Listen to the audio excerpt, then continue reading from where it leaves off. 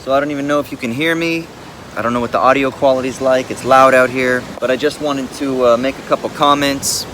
I've had a lot of people ask me about my position on the riots and the protests and things like that going on in the States. You know, I don't feel entirely equipped or in an adequate position to be able to comment, especially as I guess you could call me an expat, as somebody who's been abroad for the last while and who lives away from the States, and also as a white young academic.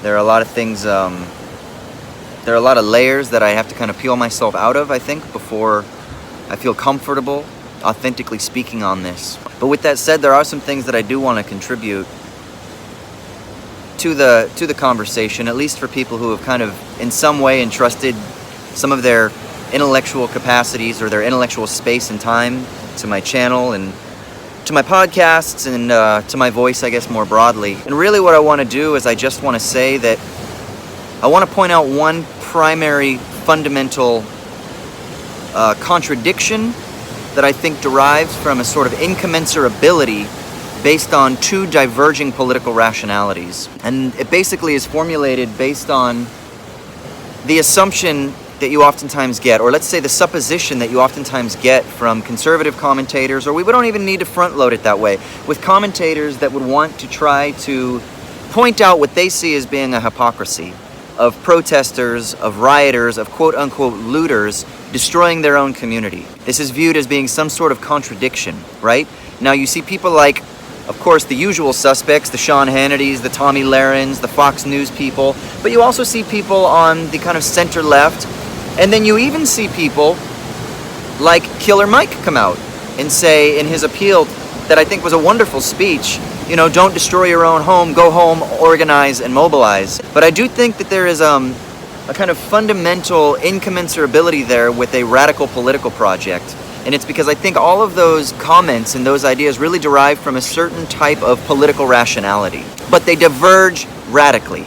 Tommy Lahren, Sean Hannity, their position is radically divergent with Killer Mike's. Even if I think that there is a point of contention that we can raise with the point that Killer Mike was making. So first, the issue with Lahren and the kind of typical voice that tries to discredit protesters and rioters, especially when it's people of color, it really derives from a particular understanding of the rational versus the irrational.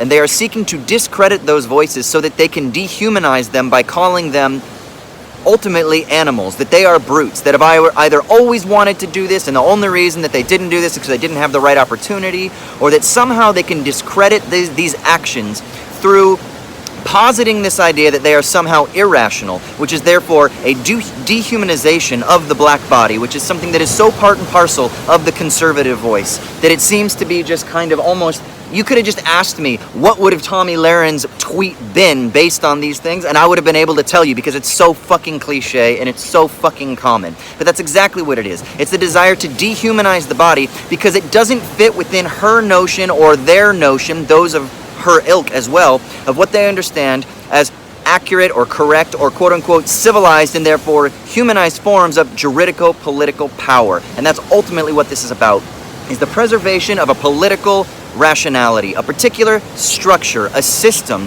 that views things through punitive justice, that views things through an eye for an eye logic, that derives through certain kind of metaphysical assumptions about how the world is ordered and how you ought to behave, and that the United States, in its liberal framework, its juridico-political, biopolitical framework, is somehow close to God in its participatory relation because it upholds those standards so far as we can engage in civilized electoral politics. That's fucking bullshit, and it needs to be unveiled for what it is, which is a desire to dehumanize the other. Anything that exists outside of that limited and static form of political rationality is therefore dehumanized and discredited. And it's a real easy, simple trope, and it's always fucking produced. Now, Killer Mike's was quite different.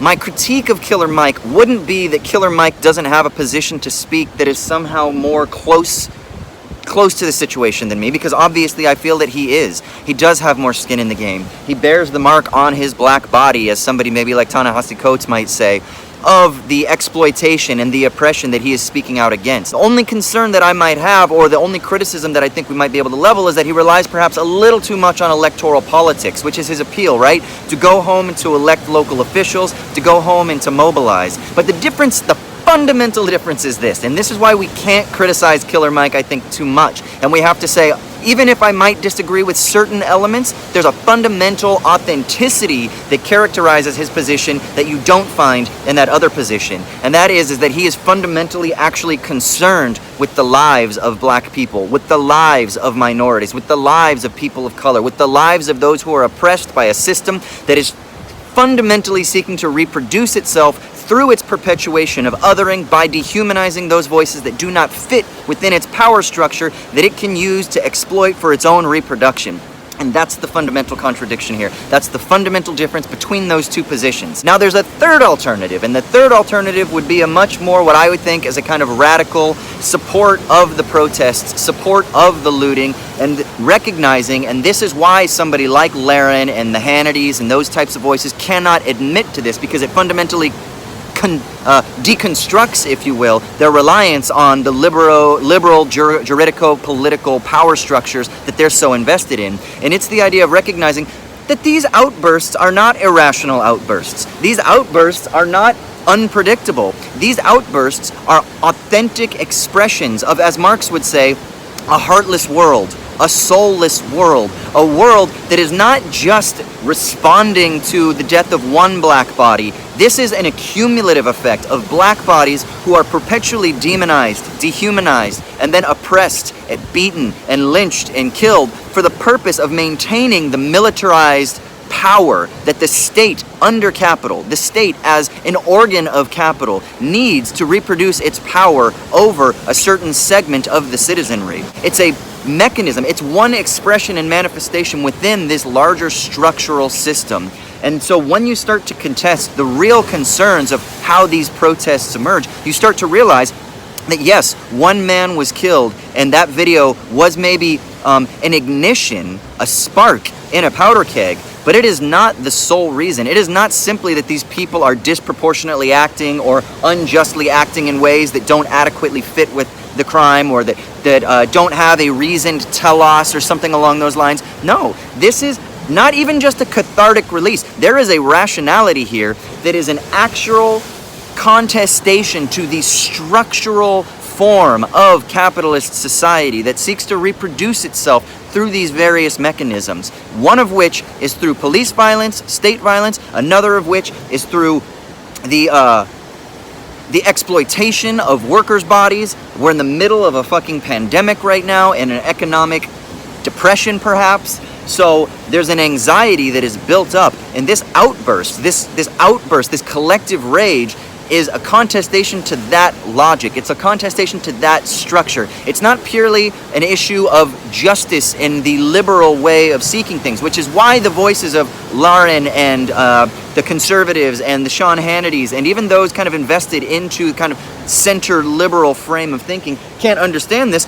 Because once they start to accept this type of logic, once they accept the rationality that these protesters are actually exhibiting, then they have to confront the fact that they are viewing the world in an insufficient manner, that there is actually a larger set of structural concerns, that their form of political rationality, that their understanding of biopolitical management via the juridico-political mechanisms of liberal capitalism can't adequately explain. So they have to run away from it, and they have to demonize, and they have to dehumanize. That's essential for what they're doing. I don't have much else to say, but I just wanted to put that down there because there is a fundamental issue of political rationality here that we need to think about, that we can see manifesting in particular ways. And again, I don't want to shit on Killer Mike's speech. I thought it was a beautiful speech. It brought me to tears. But I do think that we can take that and we can say, yes, I understand, mobilize, organize, but then we could even have a more radical critique. And that's something for debate. Comment down below. Let me know what you think. If you like these videos, if you like the shit that I put out, like, subscribe, share this stuff. I don't know what I can do. Like I said, I feel ill-equipped and maybe even ill-positioned to speak out on some of these things, but at the very least, maybe I can be a part of a larger conversation that can help us to somehow create solidarity together. All right, I love you guys.